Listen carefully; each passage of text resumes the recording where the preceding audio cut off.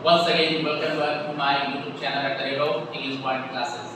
और अगर आपने मेरे चैनल को सब्सक्राइब नहीं किया तो जल्दी सब्सक्राइब करें और क्या करेंगे, बेल आइकन को दबा देंगे ताकि आपको हर नोटिफिकेशन जल्दी मिलती रहे, टाइम टू टाइम मिलती रहे और आपको कोई वीडियो मिस ना हो। वापस मैं विपुल सर आपके सामने, आपके इंग्लिश गुरु, फिर से एक मैजिकल कॉन्सेप्ट लेकर आए हैं सामने। 12th के बच्चों के लिए, 11th के बच्चों के लिए, कॉम्पिटिटिव बच्चों के लिए, सबके लिए बेनिफिशियल है।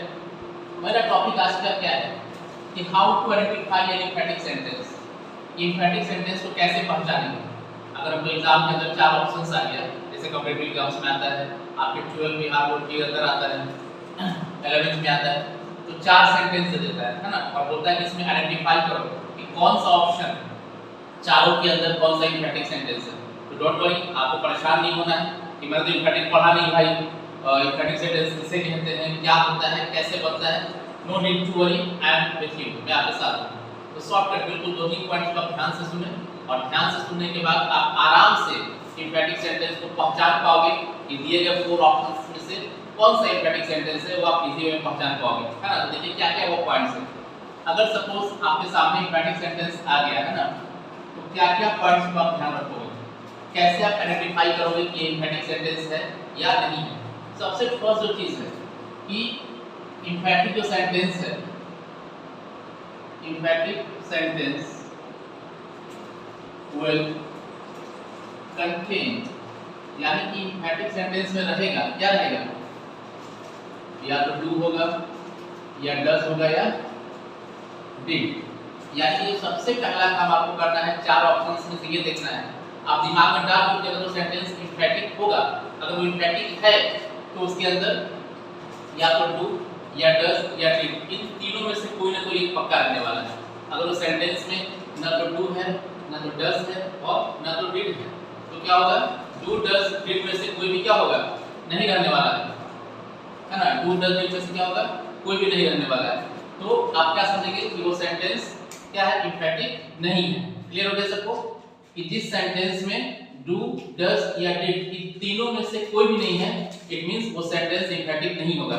यानी कि सबसे जो पहला पॉइंट आपके दिमाग में रखना है, जो 4 ऑप्शन में देख लेना है कि इसमें डू, डज या डिड नहीं है। तो जिसमें नहीं होगा वो ऑटोमेटिक क्या होगा, वो आउट हो जाएगा आपका ऑप्शन, आपके पास एम्फैटिक सेंटेंस वो नहीं होगा। यानी कि पहला ट्रिक यही है, एम्फैटिक sentence will contain do, does, did. एम्फैटिक sentence का पहचान ये है, उसमें डू, डज और डिड रहता है। सेकंड क्या है, सेकंड पॉइंट है कि एम्फैटिक sentence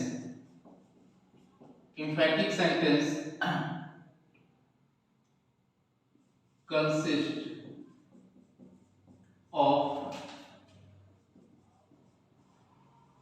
the original form of verb. यानी कि डू, डज, डिड तो है, ये तो आपने ध्यान रख लिया। और सेकंड चीज क्या है कि एम्फैटिक sentence consist of the original form of verb. यानी कि एम्फैटिक सेंटेंस में जो वर्ब होगी, जो क्रिया होगी, वो हमेशा ओरिजिनल फॉर्म में रहेगी, बेस फॉर्म यानी कि मूल रूप। यानी कि एम्फैटिक सेंटेंस के अंदर है ना, डू, डज, डिड तो रहेगा ही रहेगा, कोई भी एक इसमें से रहे। और सेकंड जो वर्ब होगी, जो क्रिया होगी, वो हमेशा किस में होगा, अपने ओरिजिनल फॉर्म में होगा। यानी कि सेकंड जो आइडेंटिफिकेशन आपके पास एक ट्रिक आ गया, एम्फैटिक सेंटेंस में जब होगा तो वर्ब का ओरिजिनल फॉर्म ही होगा, इसको ध्यान रखना है, ठीक है। और थर्ड जो पॉइंट होगा वो क्या होगा कि इन एन एम्फैटिक सेंटेंस में डू, डज और did is always placed before the what main verb। बस यही 3 ट्रिक, ये 3 ट्रिक यूज करके आप एम्फैटिक सेंटेंस को आराम से पहचान सकते हो। कोई जरूरत नहीं एम्फैटिक क्या होता है, किसे कहते हैं, एम्फैटिक कैसे बनता है, सिंपल कैसे बनता है, you don't have to worry about all this things. आप बस ये 3 पॉइंट ध्यान रखो, आपके एग्जाम के अंदर एम्फैटिक सेंटेंस आप आराम से पहचान पाओगे। फर्स्ट पॉइंट क्या है, एम्फैटिक सेंटेंस में डू, डज, डिड आता है, always place before the main verb, हमेशा उसके पहले उसका पोजीशन होता है। अब देखिए एग्जांपल से देखते हैं तो ज्यादा समझ में आएगा। सपोज हमारे सामने 4 ऑप्शंस है, 1 2 3 4 4 ऑप्शन है, ठीक है। Suppose where do you live, first option ये है। Second he does has a car, fourth option I did went there, और थर्ड है she does like you, ठीक है। अब सपोज एग्जाम में आपको ये चार ऑप्शंस आ गया, क्लियर है। चार ऑप्शंस पूछा कि भाई आइडेंटिफाई करो, पहचानो कि आउट ऑफ दिस फोर, इन चार में से इम्फेटिक कौन सा है, कि चारों में इम्फेटिक कौन सा है। तो आपको परेशान नहीं होना कि मुझे इम्फेटिक मैंने पढ़ा नहीं यार, इम्फेटिक किसे कहते हैं, कैसे करूं, क्या करूं, नो नहीं। आपको ये कॉन्सेप्ट अगर आपके पास है तो आपका कभी नहीं होगा, ऑब्जेक्टिव आपका 100% सही होगा, चाहे 12th के लिए हो चाहे कॉम्पिटिटिव एग्जाम्स के लिए हो। क्या क्या ट्रिक्स है, सबसे पहले कि हमको देखना है कि चार में इम्फेटिक सेंटेंस क्या है, कि emphatic sentence will contain do does did. Emphatic में डू डज या डिड होता है, तो मुझे देखना है कि इसमें ऐसा है जिसमें डू डज या डिड नहीं है, तो इसके अंदर भी है, इसके अंदर भी है, इसके अंदर भी है, इसके अंदर भी है। यानी कि फर्स्ट पॉइंट से मुझे ये लगा कि चारों में से कोई भी इम्फेटिक हो सकता है। क्लियर है, मैंने कैसे पकड़ा कि भाई इम्फेटिक सेंटेंस का जो सबसे प्रायोरिटी है, सबसे जो मेन चीज है पहचानने का, वो क्या है, उसमें या तो डू या डज या डिड होगा।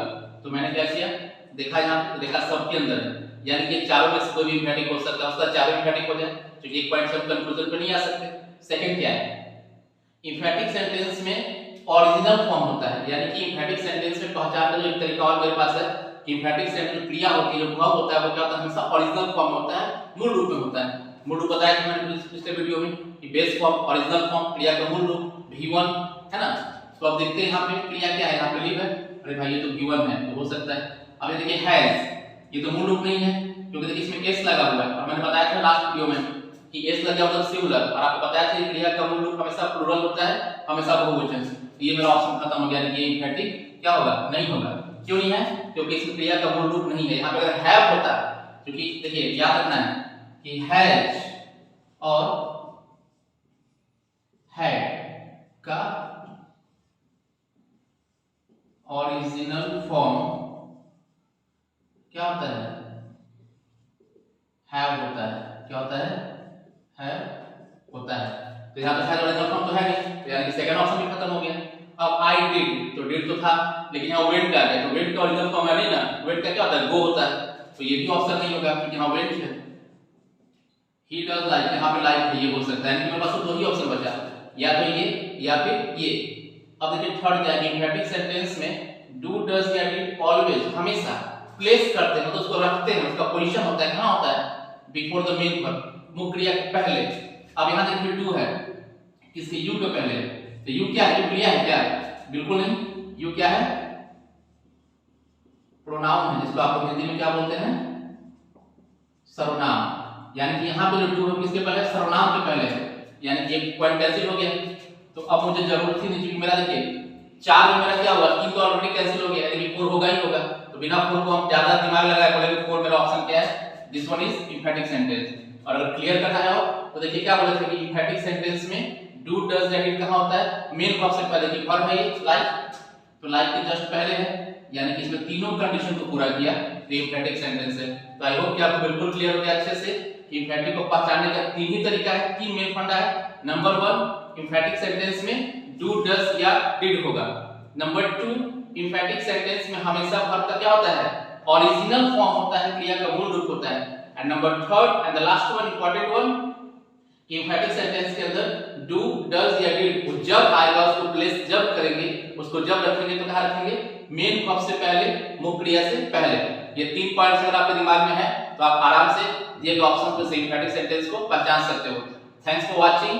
Keep watching. I will be for you with a very interesting video very soon. Thanks.